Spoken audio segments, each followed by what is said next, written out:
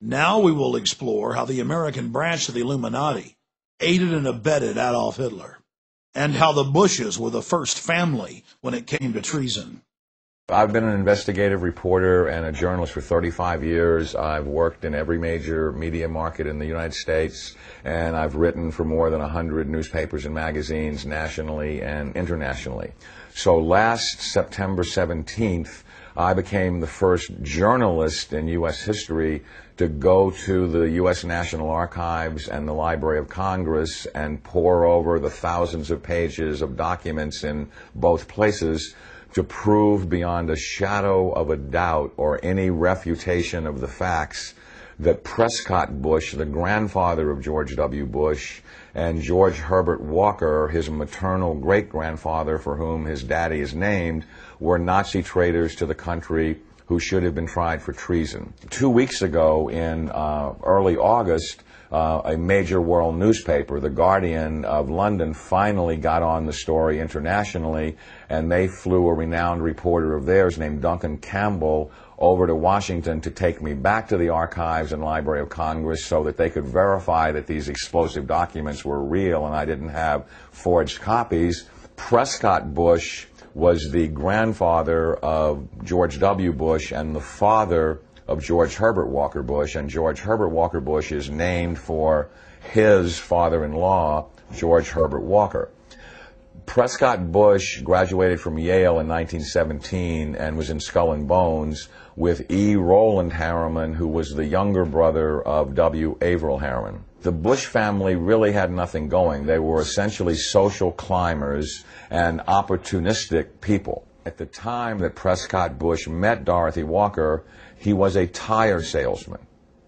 And George Herbert Walker, as all fathers do when their daughter's going to marry someone, said in his heart, you know, it's not an appropriate thing socially that my daughter marry a tire salesman. So he brought Prescott Bush first into Brown Brothers Harriman and then Union Banking Corporation. In actuality, it was anything but a bank. It was essentially a Nazi money laundering operation that had a lot of tentacles into a lot of different other businesses. They owned a shipping line called Hamburg American Line, for example, which was the first Nazi front business seized, although the line was no longer operational in 1942.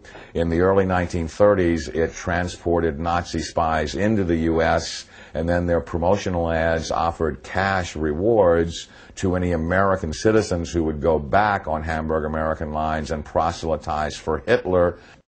8 months after the U.S. had entered the war, the New York Herald Tribune ran a front-page article, Hitler's Angel has $3 million in U.S. bank.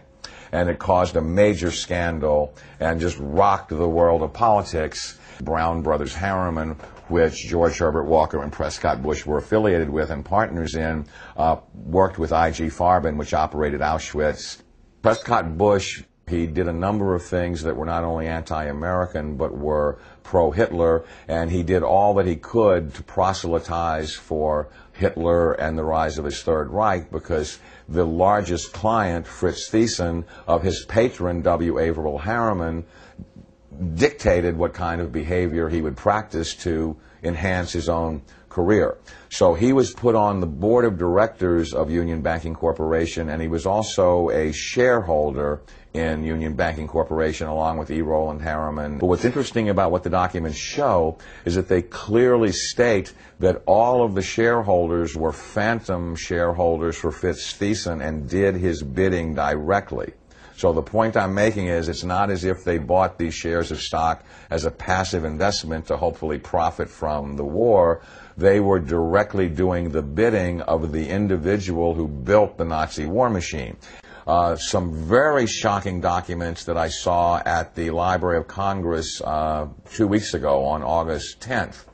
On August 9th, excuse me, had to do with the hearings of the McCormick-Dickstein Committee of November 1934. Show that Prescott Bush and the DuPont family, the Remington family, and J.P. Morgan tried to overthrow the U.S. government, assassinate FDR, and put a Hitler-style fascist state in place. I have in my possession testimony from the McCormick-Dickstein Committee in November of 1934 by one of the fascist plotters that they were going to follow Hitler's model exactly and impose martial law on the United States, round up unemployed people that were worthless to the economy and troublemakers and Jews and put them into internment camps. And their plan was, if necessary, to exterminate the people that could not be part of the effort.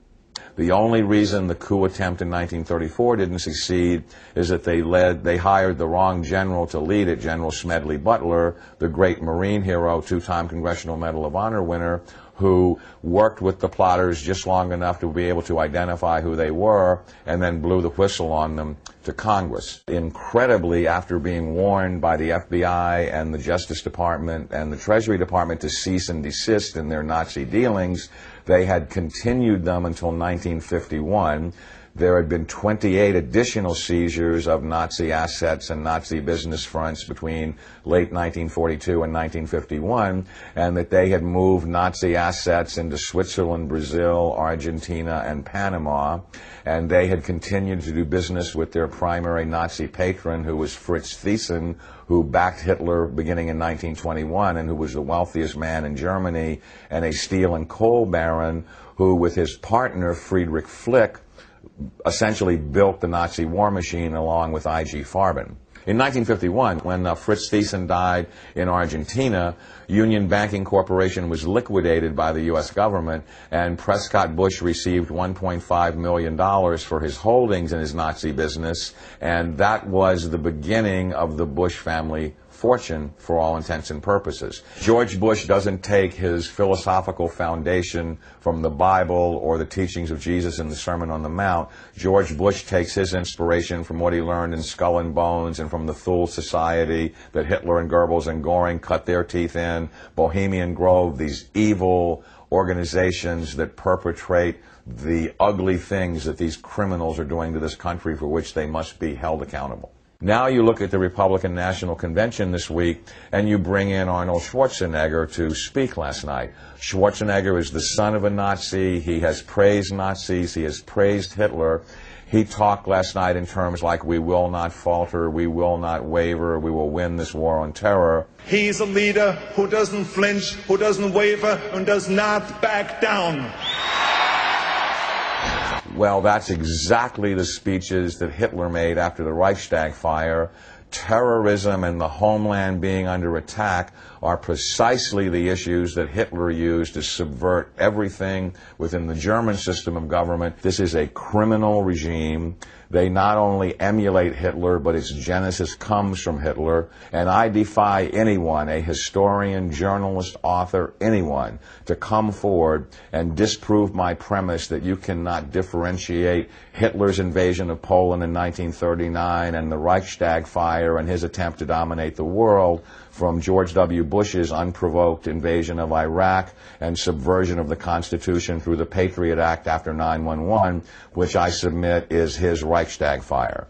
Karl Rove and his minions are every bit the masters of propaganda that Joseph Goebbels was. They literally took lessons from Goebbels and Goring about how to create such brilliant propaganda that unreality can become reality, and reality can be subverted to fantasy political subterfuge right before your eyes. So there's just an endless broken record that is leading up to the present era, that the Bush family has had a single goal for 100 years, which is to become the most powerful family on the planet and to rule the world. And they are on the verge of doing that under George W. Bush. It's critical that every citizen of this country rise up and do something, because the day of reckoning is at hand, and these people are Nazis. They are practicing Nazi philosophy. They are mimicking Nazi tactics, and time is running out.